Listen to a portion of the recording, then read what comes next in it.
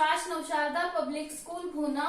Welcome in day 18 of class 8 science chapter number 4 materials, metal and non-metal. In last video we have started the topic chemical property of metals and non-metal and discuss only two chemical property. First is reaction with water and next is reaction with oxygen. ये दो chemical property हम last video में discuss कर चुके हैं and next three chemical property today we will discuss. First is reaction with acid, next is reaction with base and next is displacement reaction. ठीक है, ये तीन केमिकल प्रॉपर्टी आज हम इस वीडियो में डिस्कस करेंगे एंड इसके साथ हमारा जो चैप्टर नंबर 4 है वो भी कंप्लीट हो जाएगा. तो लेट वी स्टार्ट.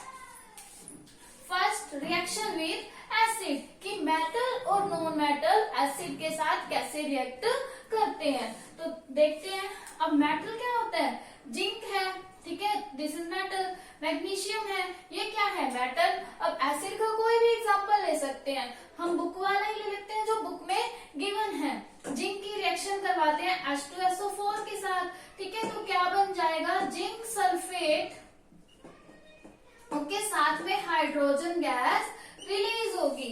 ठीक है, क्या बनेगा? जब हम जिंक की रिएक्शन सल्फ्यूरिक एसिड के साथ कराएंगे तो जिंक सल्फेट बन जाएगा एंड हाइड्रोजन गैस रिलीज होगी. अगर हम मेटल को एक्सचेंज कर दें, हमने क्या ले लिया? मैग्नीशियम ले लिया. अगर इसकी रिएक्शन कराते हैं हम तो क्या बनेगा? MgSO4. ठीक है, साथ में हाइड्रोजन गैस रिलीज होगी. ओके, अब देखो क्या हुआ. जब हमने मेटल की रिएक्शन एसिड के साथ कराई तो सोल्ट बना. ठीक है, अब जो हम मेटल लेंगे उसी का सोल्ट बनेगा, मतलब रिस्पेक्टिवली बनेगा सोल्ट तो, बट सोल्ट बनेगा जरूर. और साथ में क्या होगा? हाइड्रोजन गैस रिलीज होगी. अब जनरली हम क्या बोल सकते हैं कि when any metal react with acid it forms salt and hydrogen gas is released. मतलब कि हाइड्रोजन गैस रिलीज होगी, ये आपने जनरली याद रखना है. और क्या बनेगा? सॉल्ट बनेगा. ठीक है, जब मेटल रिएक्ट करेंगे तो क्या बनेगा? Salt and hydrogen gas is released. ठीक है, अब नॉन मेटल में देखेंगे. मेटल में तो ये बन गया. Let me see non metal. But उससे पहले हम एक एक्टिविटी डिस्कस करते हैं. हमने 5 सैंपल ले लिए. मैग्नीशियम सैंपल लिख लेते हैं. यहाँ कौन कौन सा सैंपल लिया हमने?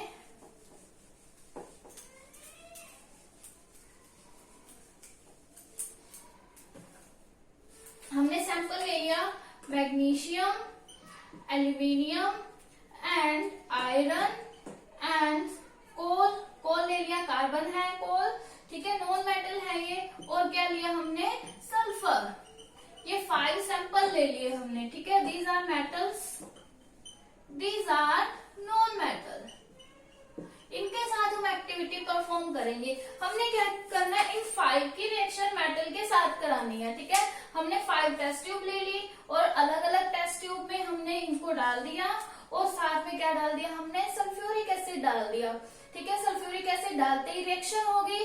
Dilute sulphuric acid, dilute acid डालना है हमने, रिएक्शन प्रोसीड होगी. जैसे ही मैग्नीशियम वाले टेस्ट ट्यूब के पास हम बर्निंग मैचस्टिक को लाएंगे तो क्या होगा? एक पॉप साउंड प्रोड्यूस होगी. ठीक है, मीन्स उसके अंदर से गैस रिलीज हो रही है तो वो पॉप साउंड प्रोड्यूस करेगी मैचस्टिक जो है. ठीक है, ऐसे ही एल्यूमिनियम वाले टेस्ट ट्यूब के साथ जब रिएक्शन प्रोड्यूस होगी, प्रोसीड होगी, हम क्या करेंगे? बर्निंग मैचस्टिक को टेस्ट ट्यूब के पास लाएंगे तो मैचस्टिक एक्सटिंग्विश हो जाएगी और पॉप साउंड प्रोड्यूस होगी. तो it means hydrogen gas is release. ऐसा ही सेम आयरन में होगा. बट जब कोल और सल्फर वाले टेस्ट ट्यूब के पास हम बर्निंग मैचस्टिक को लाएंगे तो कुछ भी चेंज नहीं होगा. तो it means no gas is evolved. ठीक है, इसमें से कोई गैस नहीं निकल रही, ना तो कोल वाले में से ना ही सल्फर वाले में से. तो इसका मतलब क्या हुआ कि नॉन मेटल जो है वो एसिड के साथ रिएक्ट नहीं करते. कोई रिएक्शन नहीं होगी, कोई भी गैस इवॉल्व नहीं होगी.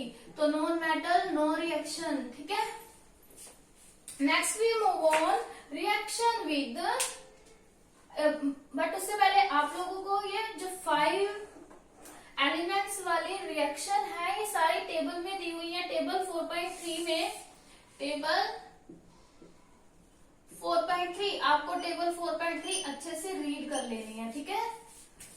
Now we move on next, reaction with base, कि बेस के साथ मेटल और नॉन मेटल कैसे रिएक्ट करेंगे।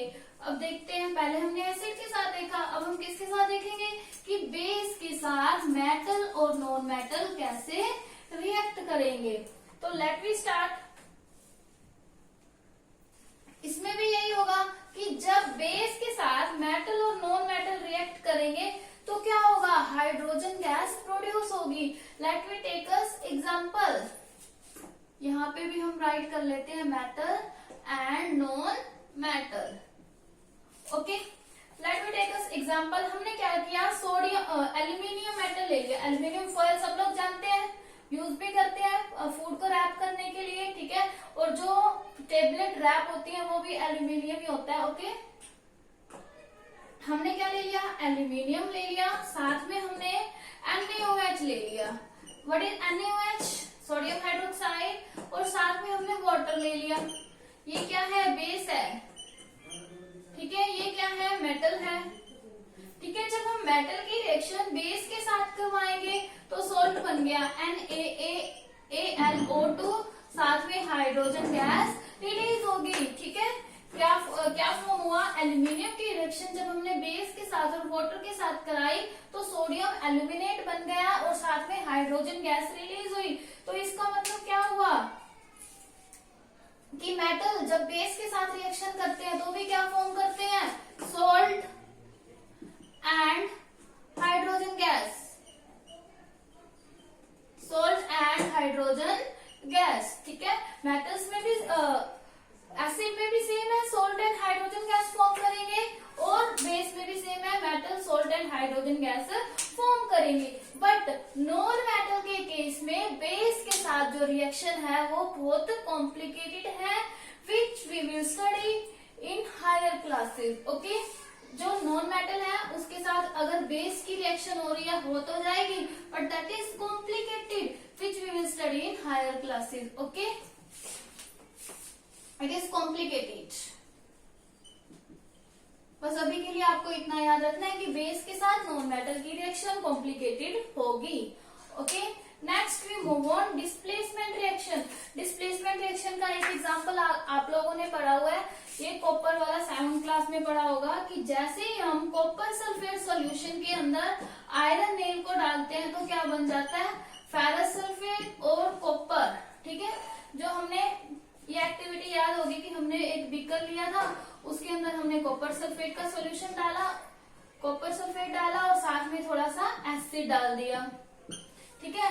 और फिर हमने इसके अंदर एक आयरन की नेल को डाल दिया, थोड़े टाइम के लिए गर्म करने के बाद छोड़ देंगे। तो गर्म करने के बाद देखेंगे कि नेल के ऊपर ब्राउन कलर की लेयर डिपॉजिट हो गई, रेडिश ब्राउन। इट मीन्स कि फेरस सल्फेट ने क्या किया, सॉरी आयरन ने क्या किया, कॉपर सल्फेट के सॉल्यूशन से कॉपर को डिस्प्लेस करके इस आयरन के ऊपर डिपॉजिट कर लिया। मीन्स आयरन नेल तो कॉपर की हो गई और जो सॉल्यूशन था वो फेरस सल्फेट का, पहले ये ब्लू कलर का था, बाद में किस कलर का हो जाएगा, ग्रीन कलर का हो जाएगा, ठीक है। ये एक्टिविटी आप 7th क्लास में डिस्कस कर चुके हैं और ये एक्टिविटी अब भी है आपकी मतलब बुक में कि क्या है, इसमें एक बीकर लिया, बीकर के अंदर हमने कॉपर सल्फेट का सॉल्यूशन डाला, उसके अंदर एसिड डाला और उसके अंदर एक हमने आयरन की नेल को डाल दिया और फिर उसे थोड़ा सा हीट किया। हीट करने के बाद अनडिस्टर्ब छोड़ दिया उसे। फिर हम देखते हैं कि आयरन की नेल के ऊपर क्या हुआ, रेडिश ब्राउन कलर डिपॉजिट हो गया। रेडिश ब्राउन कलर जो डिपॉजिट हुआ तो इट मीन्स कॉपर उसके ऊपर डिपॉजिट हो गया। तो मीन्स आयरन ने क्या किया, आयरन ने कॉपर सल्फेट के सॉल्यूशन से कॉपर को डिस्प्लेस करके आयरन नेल के ऊपर डिपॉजिट कर दिया, ठीक है। अब सॉल्यूशन किसका बन गया, फेरस सल्फेट, और नेल किसकी बन गई, कॉपर की। तो it mean it is displacement reaction, क्योंकि आयरन ने क्या किया, कॉपर सल्फेट के सॉल्यूशन से कॉपर को डिस्प्लेस कर दिया, ठीक है। It is displacement reaction, displacement reaction. Okay, reaction क्या थिंक, क्या हम आयरन सल्फेट का सॉल्यूशन ले लें और साथ में कॉपर ले लें तो रिएक्शन होगी? नहीं होगी, नो रिएक्शन। क्यों नहीं होगी? क्योंकि कॉपर इज लेस रिएक्टिव। ठीक है, कॉपर क्या है? लेस रिएक्टिव है, इसीलिए ये आयरन सल्फेट के सॉल्यूशन में से आयरन को डिस्प्लेस नहीं कर सकता। इस केस में हो जाएगी क्योंकि iron is more reactive than copper, so it displace copper from copper sulphate solution. Okay, ये रिएक्शन नहीं होगी, ये हो जाएगी। अब डिस्प्लेसमेंट रिएक्शन में क्या होगा? क्या बोल सकते हैं हम कि more reactive metal displace less reactive metal from its solution. मतलब उसके सॉल्यूशन से, लेस रिएक्टिव के मेटल के सॉल्यूशन से मोर रिएक्टिव मेटल क्या करेगा? उसे डिस्प्लेस कर देगा। Okay,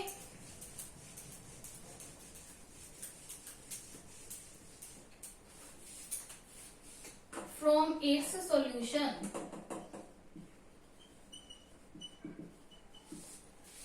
Let me see again definition of displacement reaction.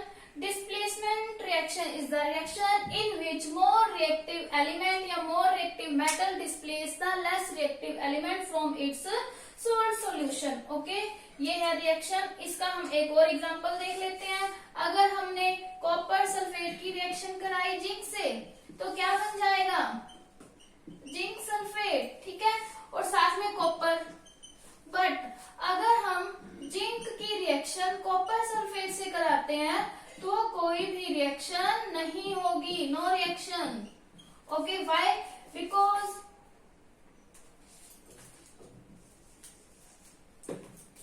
Zinc sulphate की रिएक्शन हमने कॉपर से कराई। ठीक है, ये रिएक्शन क्यों नहीं होगी? क्योंकि कॉपर लेस रिएक्टिव है जिंक से। जिंक वाली क्यों हो जाएगी? क्योंकि जिंक मोर रिएक्टिव है कॉपर से। Okay, this is the displacement reaction. Let me see more example. अगर हम कॉपर सल्फेट की रिएक्शन मैग्नीशियम से करवा रहे हैं तो क्या बन जाएगा? Magnesium sulphate plus copper. ठीक है, बट इसका अपोजिट लेते हैं जिंक के साथ तो नो रिएक्शन। ठीक है, और अगर हम लेते हैं FeSO4 की Zn तो क्या बन जाएगा? ZnSO4 plus Fe। Okay, these are the some example of displacement reaction. अब देखते हैं, देखो ये तो सिंगल डिस्प्लेसमेंट है, बट एक और भी रिएक्शन होती है double displacement reaction which you will study in higher classes. उसमें क्या होगा? यहाँ भी सोल्ट होगा और यहाँ भी सोल्ट होगा, और ये वाला मेटल इस सोल्ट के साथ चला जाएगा, ये वाला इस सोल्ट के साथ चला जाएगा। फॉर एग्जाम्पल ये है copper sulphate plus silver nitrate. ठीक है, अब होगा क्या? एक्सचेंज हो जाएगा, कॉपर के साथ नाइट्रेट, सिल्वर के साथ सल्फेट। ठीक है, इस तरह से सोल्ट एक्सचेंज हो जाएंगे। ठीक है, नेक्स्ट देखिए, एक रिएक्शन दी है। अगर हमारे पास 2 KBr है, मतलब पोटेशियम ब्रोमाइड, साथ में हमारे पास क्लोरीन है, तो क्या करेगा? हमारे पास KCl बन जाएगा, पोटेशियम क्लोराइड, साथ में ब्रोमीन गैस बन जाएगी। Okay, this is also displacement reaction, but this is non metal.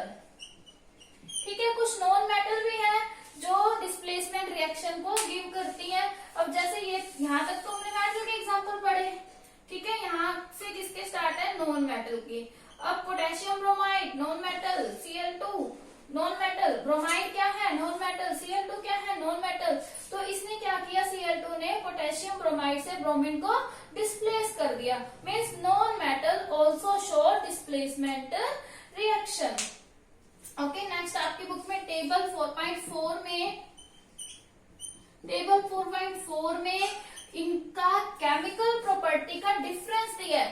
Means metal और नॉन मेटल की केमिकल प्रॉपर्टी का डिफरेंस दिया है, वो आपको अच्छे अच्छे से रीड करना है। इसके साथ आपका ये चैप्टर भी कंप्लीट हुआ। अब यहाँ पे हम लिख लेते हैं generally displacement reaction, metal show displacement reaction and non metal show displacement reaction. और आपको वो याद होगा कि 7 जून से आप लोगों के यूनिट टेस्ट है, जिसमें आपका सिलेबस है चैप्टर 1 एंड 2, और चैप्टर 1, 2 आपको अच्छे से रीड करना है, क्योंकि रीडिंग के बीच में से एमसीक्यूज क्वेश्चन आएंगे। और गूगल मीट क्लास आपको फ्राइडे 9 AM अटेंड करनी है। Thank you, bye bye, keep studying.